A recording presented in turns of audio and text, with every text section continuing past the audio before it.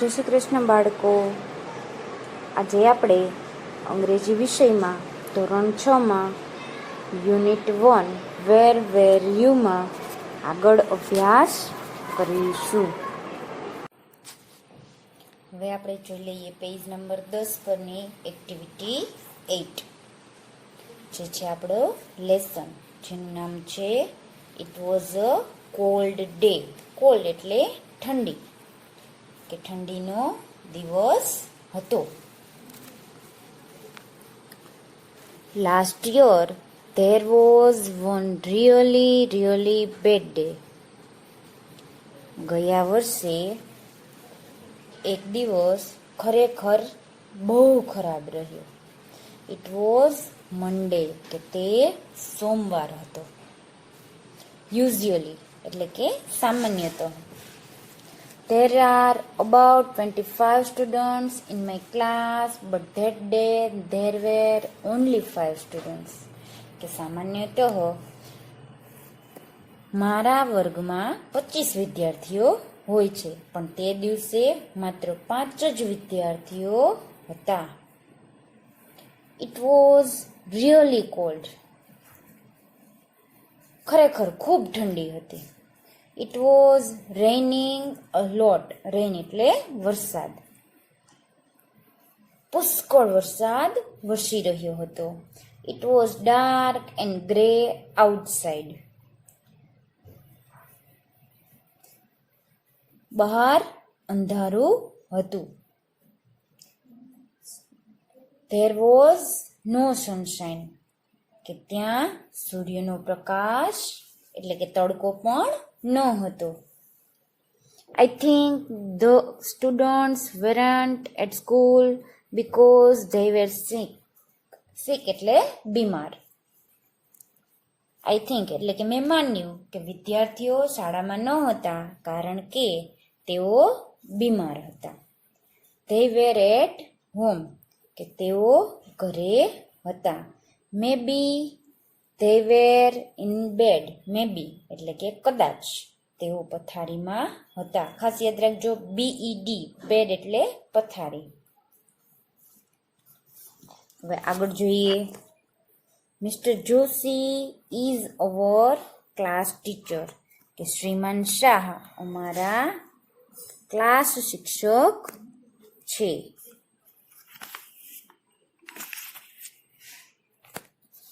He is always at school. કે તે હંમેશા શાળાએ હોય છે. He is never at home on Monday. કે તે સોમવારે ઘરે હોતા ક્યારેય હોતા નથી. Last Monday was no different. કે ગયા સોમવાર અલગ ન હતો. He was not at home. કે તે ઘરે ન હતા. He was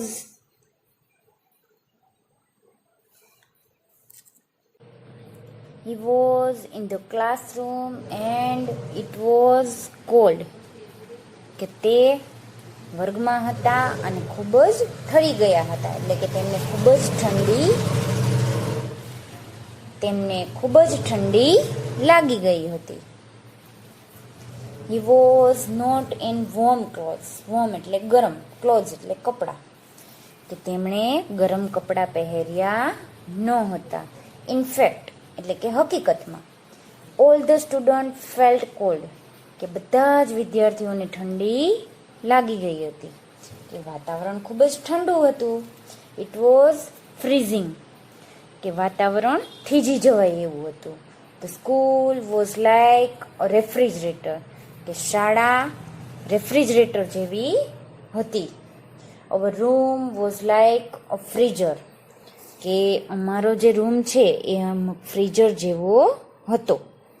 And Mr. Joshi was like ice. અને શ્રીમાન જોશી બિચારા બરફ જેવા ઠરી ગયા હતા. The small class was cold. કે નાનો વર્ગ ખૂબ જ ઠંડો હતો. કોલ્ડ કે ઠંડી ઘણી બધી હતી એમ. It was raining heavily.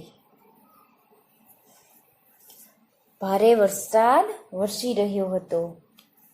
I left the school early. હું શાળામાંથી વહેલો નીકળી ગયો હતો અથવા તો વહેલી નીકળી ગઈ હતી. early એટલે વહેલા. હવે આગળ જોઈએ page number 11. The rain stopped at night. કે રાત્રે વરસાદ અટકી ગયો. Next day the sun was shining. બીજા દિવસે સૂર્ય પ્રકાશતો હતો કે સરસ મજાનો સૂર્યનો કોમળ તડકો પડતો હતો. સો એવરીથિંગ વોઝ ઓકે. તેથી બધું બરાબર હતું. There were 25 students, not only 5. કે શાળામાં કે જે એમનો વર્ગ છે એમાં 25 વિદ્યાર્થીઓ હતા, માત્ર 5 નહીં. But where was Mr. Joshi? પરંતુ શ્રીમાન જોશી ક્યાં હતા? He wasn't there. તે ત્યાં હતા નહીં. He was at home. તે ઘરે હતા. Sick in bed. કે તે માંદા પથારીમાં હતા. આ હતું તમારું સરસ મજાનું ઠંડીવાળા વરસાદનું વાતાવરણનું ચેપ્ટર. હવે આ ઘટનાને આધારે નીચે કેટલીક ખાલી જગ્યાઓ આપી છે. પેલી ખાલી જગ્યા જોઈ લઈએ કે ધ વેધર વોઝ ખાલી જગ્યા એન્ડ રેની. તો કે ખાલી જગ્યામાં આવશે કોલ્ડ. બીજી ખાલી જગ્યા જોઈ લઈએ. ઇટ વોઝ ડાર્ક એન્ડ ખાલી જગ્યા. તો કે it was dark and grey outside. Many students were not at the. ક્યાં નહોતા? તો કે સ્કૂલ. There was no. તો કે સનશાઇન. પાંચમી ખાલી જગ્યા. લોટ્સ ઓફ સ્ટુડન્ટ્સ ખાલી જગ્યા સિક એટ હોમ. તો કે વેર. છઠ્ઠી ખાલી જગ્યા. Mister Joshi was at the home sick in bed. સાતમી ખાલી જગ્યા. ધ ખાલી જગ્યા વોઝ લાઈક અ ફ્રીઝર. કે રૂમ ફ્રીઝર જેવો થઈ ગયો હતો. The school was like refrigerator. નવમી ખાલી જગ્યા. The rain stopped at night. દસમી ખાલી જગ્યા. મિસ્ટર જોશી વોઝ ખાલી જગ્યા નેક્સ્ટ ડે. તો કે એટ હોમ. આ હતી તમારી ખાલી જગ્યા.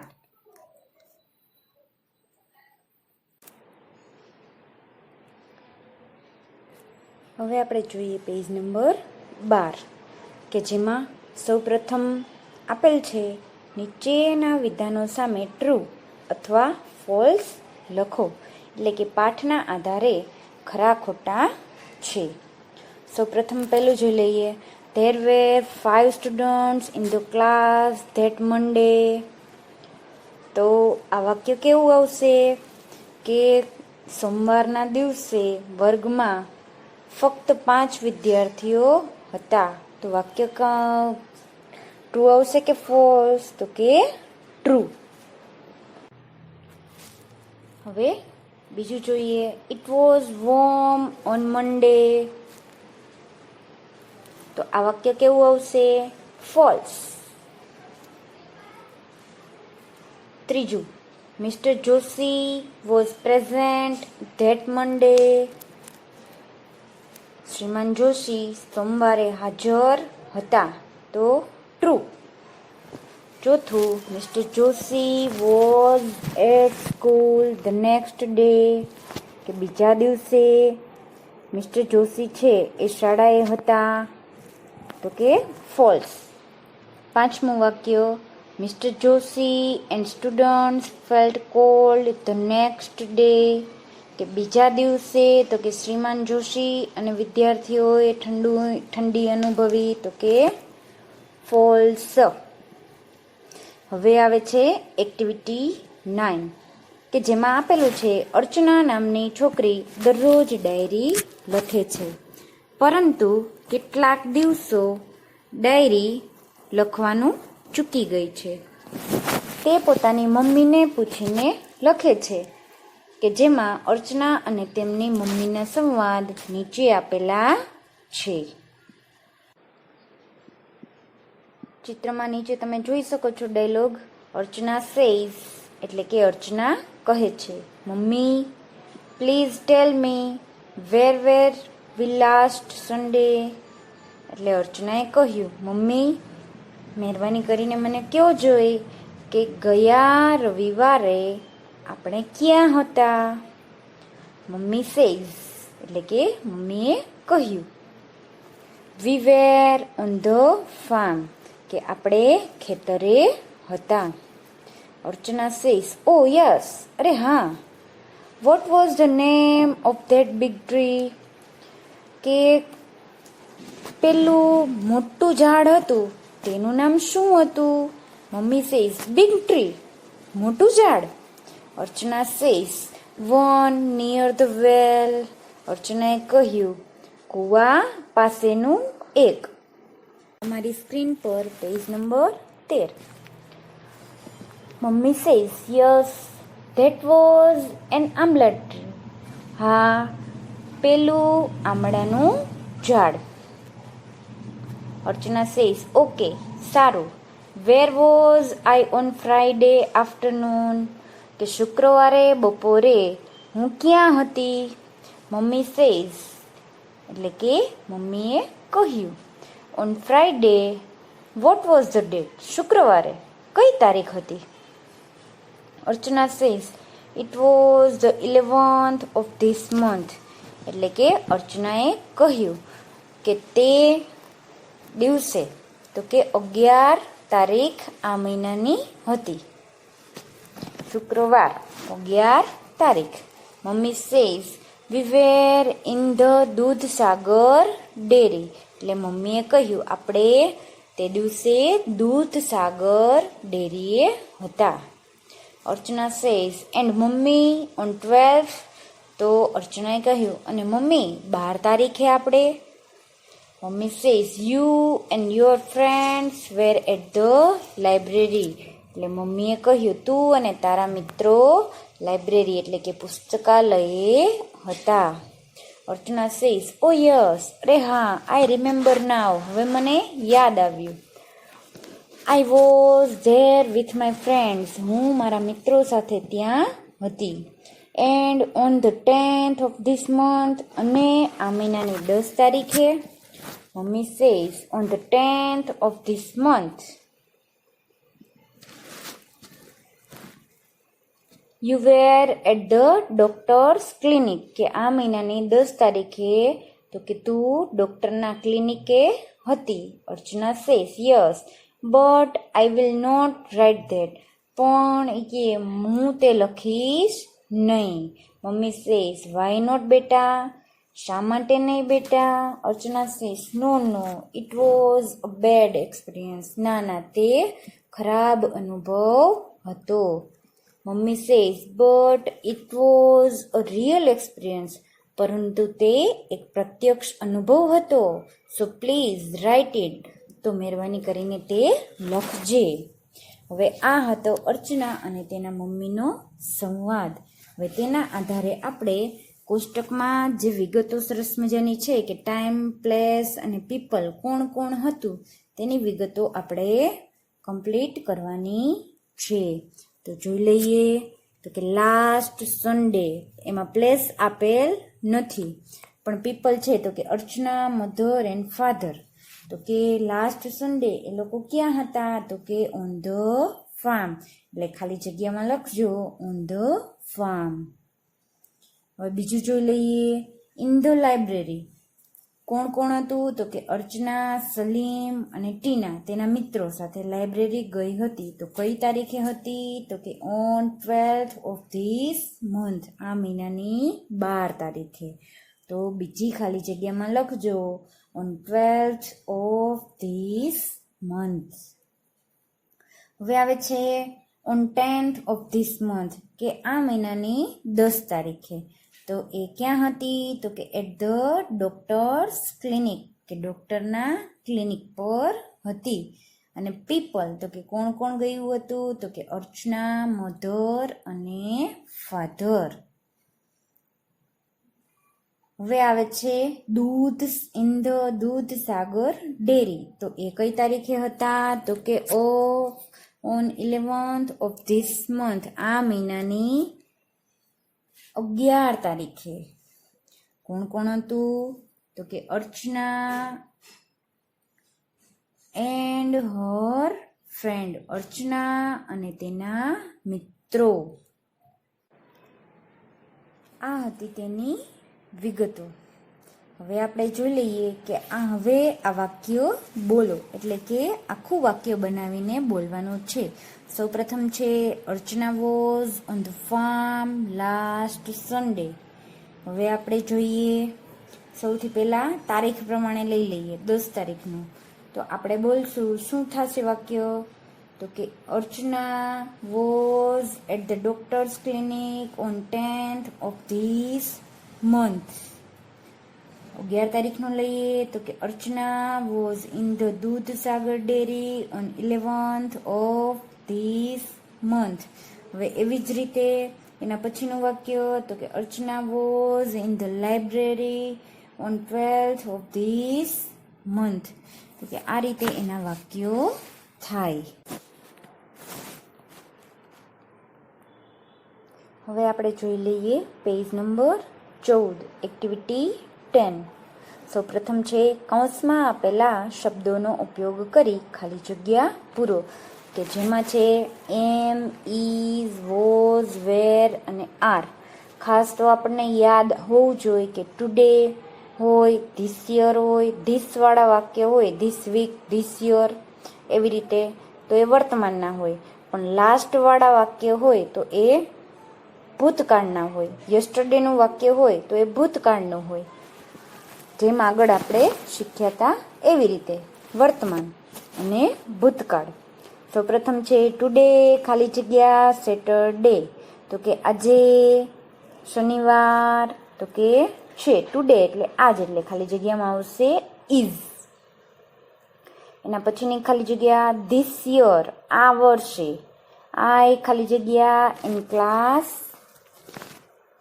6. તો કે આ વર્ષે હું ધોરણ 6માં છું, એટલે એમાં ખાલી જગ્યામાં આવશે એમ.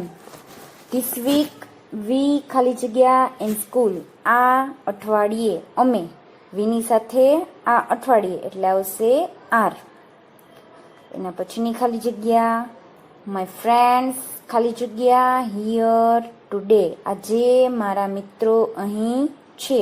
તો માય ફ્રેન્ડ્સ બહુવચન છે તો એની સાથે આવશે આર. વર્તમાન યસ્ટરડે ખાલી જગ્યા ફ્રાઈડે, ગઈકાલે ખાલી જગ્યા શુક્રવાર હતો. તો યસ્ટરડેમાં આવશે ખાલી જગ્યામાં વોઝ, કે ગઈકાલે શુક્રવાર હતો. લાસ્ટ યર ગયા વર્ષે, આઈ ખાલી જગ્યા ઇન ક્લાસ 5th, ગયા વર્ષે હું ધોરણ 5માં હતી, એટલે આવશે આઈની સાથે વોઝ. લાસ્ટ વીક, વી ખાલી જગ્યા ઇન પાર્ક, ગયા અઠવાડિયે અમે પાર્કમાં હતા, એટલે વીની સાથે વેર. તે ખાલી જગ્યા નોટ હિયર યસ્ટરડે, ગઈકાલે તેઓ અહીં ન હતા, તો ધેની સાથે વેર. એટલે કે વર્તમાન અને ભૂતકાળનો જે તમે સામસામે વાક્ય છે એની તુલના કરી અને જોઈ શકો છો કે એક તરફ વર્તમાનના વાક્યો છે અને બીજી તરફ ભૂતકાળના વાક્યો આપેલા છે. હવે તમને કીધું છે કે આવા બીજા વાક્યો બનાવો. આ સિવાયના પણ તમે બનાવી શકો છો. મેં અહીં એક્ઝામ્પલ આપેલા છે કે we are on the playground now. સામે બીજું વાક્ય છે we were in the garden in the morning. ત્રીજું વાક્ય my father is in Ahmedabad today. ચોથું વાક્ય my father was in Vadodara yesterday. હવે તમને એક્ટિવિટી 11 છે કે જેમાં તમારા પરિવારના સભ્યો વિશે નીચે પ્રમાણે વિગતો નોંધો અને તો કે નીચે આપેલા પ્રશ્નોના જવાબ એના આધારે આપવાના છે. સૌપ્રથમ તમારા ઘરના સભ્યો હોય તેની વિગત લખવાની, કોણ કોણ ઘરમાં સભ્યો છે, તેમની બર્થ ડેટ લખવાની, જન્મ તારીખ અને તેમનું જન્મનું સ્થળ. જો ખાસ યાદ રાખજો કે અહીંયા વ્યક્તિનું નામ લખો છો એટલે ઉપર છે વુ, કોણ. તમે તો કે એનો જન્મ તારીખ લખો છો એટલે વેન, ક્યારે. અને બર્થ પ્લેસ, જન્મ સ્થળ એટલે આવે છે સ્થળ એટલે કે વેર. સૌપ્રથમ અહીં મેં વિગત આપેલી છે. એક્ઝામ્પલ છે કે મધર અરુણાબેન, તો કે એની બર્થ ડેટ આપી છે, એમનું બર્થ પ્લેસ આપેલું છે. ફાધર પ્રવીણભાઈ, એમની બર્થ ડેટ આપી છે, એમનું બર્થ પ્લેસ આપ્યું છે. સિસ્ટર તો કે અમીષા, એની બર્થ ડેટ આપી છે, એનું બર્થ પ્લેસ આપ્યું છે. અને બ્રધર બ્રિજેશ, તો કે એની બર્થ ડેટ આપી છે અને એનું બર્થ પ્લેસ આપેલું છે. તો આ વિગત તમે તમારી સ્ક્રીન ઉપર જોઈ શકો છો. હવે કે છે આ વિગતના આધારે પ્રશ્નોના જવાબ આપો.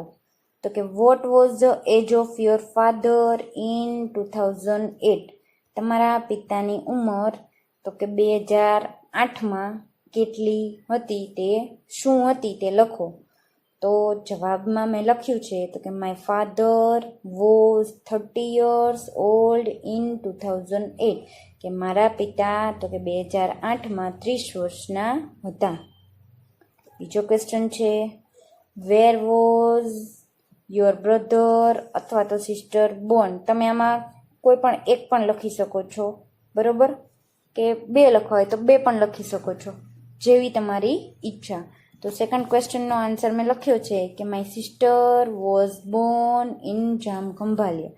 હવે એની જગ્યાએ તમે બ્રધરનું હોય તો બ્રધરનો પણ એવી જ રીતે તો કે વાક્યો બનાવી શકો છો કે my brother was born in, તો કે જે સ્થળ હોય એ સ્થળનું નામ લખવાનું. ત્રીજું છે where was your mother Born? તમારા મમ્મીનો જન્મ ક્યાં થયો હતો, બરોબર, તો કે my mother was born in Jamnagar, કે મારી માતાનો જન્મ જામનગરમાં થયો હતો. હવે તમારી સ્ક્રીન પર છે પેજ નંબર 15, ચોથો question when was your sister અથવા બ્રધર બોર્ન? તો વેનથી છે એટલે એમાં આવશે સમય. તો કે my sister was Born on 7th September 2001. એની જગ્યાએ તમારો જે બ્રધર હોય તો બ્રધરનું વાક્ય પણ તમે એવી જ રીતે લખી શકો છો. હવે પાંચમો પ્રશ્ન where is your mother's what is your mother's birth date? તો કે તમારી માતાની જન્મ તારીખ શું છે? તો કે my mother's birth date is 29/1/1996, 29, બરોબર, જાન્યુઆરી 1966, કે 29 જાન્યુઆરી 1966. જે રીતે તમારે હોય એ રીતે તમારે વાક્ય લખવાના છે તમારા પરિવારના સભ્યોના આધારે. હવે તમને કીધું છે કે વર્ગમાં ચકાસો કે તમારા પરિવારના સભ્યોને મળતી આવતી બર્થ ડેટ, બર્થ પ્લેસ કે નામ જેવી વિગતો બીજા કોઈ વિદ્યાર્થીના પરિવારમાં છે કે કેમ. જો સરખી આવતી હોય તો આપણે ખાલી જગ્યામાં તો કે એ લખવાનું છે. અહીં મેં માત્ર એક્ઝામ્પલ આપ્યું છે, બરોબર, કે my father and Joyce father were born at the same place, કે મારા પિતા અને જયના પિતાનો જન્મ તો કે સેમ પ્લેસ ઉપર થયેલ છે, કે જન્મસ્થળ બંનેનું સરખું છે. તો આ હતું માત્ર એક એક્ઝામ્પલ, એવી રીતે લખવાનું છે. પણ અત્યારે તો કાંઈ શક્યતા એવી તો છે નહીં. હવે આપણે એક્ટિવિટી 12 જોઈ લઈએ કે ઉદાહરણ પ્રમાણે નીચે આપેલા વાક્યો આપેલી ખાલી જગ્યામાં લખો અને આ પ્રવૃત્તિ તમે શું શીખ્યા તેની વર્ગમાં ચર્ચા કરો. તો વર્ગમાં ચર્ચા તો અત્યારે આપણે એટલી બધી થઈ શકે એમ નથી, પણ હા એક વસ્તુ છે કે જો તમને નીચે વાક્યો આપ્યા છે, એક એક્ઝામ્પલ છે, એવી જ રીતે નીચેના સેમ તમારે બધા જ વાક્ય એવી રીતે લખવાના છે. પૂર્ણ વિરામ હોય, અલ્પ વિરામ હોય, એક એક વર્ડ, એક એક અક્ષર હોય, એ અક્ષરને વ્યવસ્થિત તમારે જે છે એની અંદર તમારે લખવાના છે. એ પ્રમાણે તમારે એક્ટિવિટી 12 એટલે કે કરવાની રહેશે. પેજ નંબર 16 કે જે તમારે છે સરસ મજાનો એક 16 અને 17 બંને ઉપર તો કે એક પ્રોજેક્ટ વર્ક કરીને આપ્યું છે કે જેની અંદર ધોરણ 5 થી 8ના ગુજરાતી સામાજિક વિજ્ઞાન અથવા તો વિજ્ઞાન અને ટેકનોલોજીના પાઠ્યપુસ્તકમાંથી ગુજરાત અથવા ભારતમાં થઈ ગયેલ મહાન વિભૂતિઓની માહિતી મેળવી ફોટા ચોંટાડીને એના વિશે 2-3 વાક્ય તમારે લખવાના છે કે આપણા દેશમાં થયેલા મહાન વ્યક્તિઓ વિભૂતિઓ એની માહિતી મેળવી અને એ તમારે કોષ્ટકમાં સરસ મજાના 2 વાક્ય એના વિશે ફોટો ચોંટાડી અને લખવાના છે. આ તમારી હતી એક્ટિવિટી 13 કે જે તમારો પ્રોજેક્ટ વર્ક છે જે તમારે જાતે કરવાની રહેશે.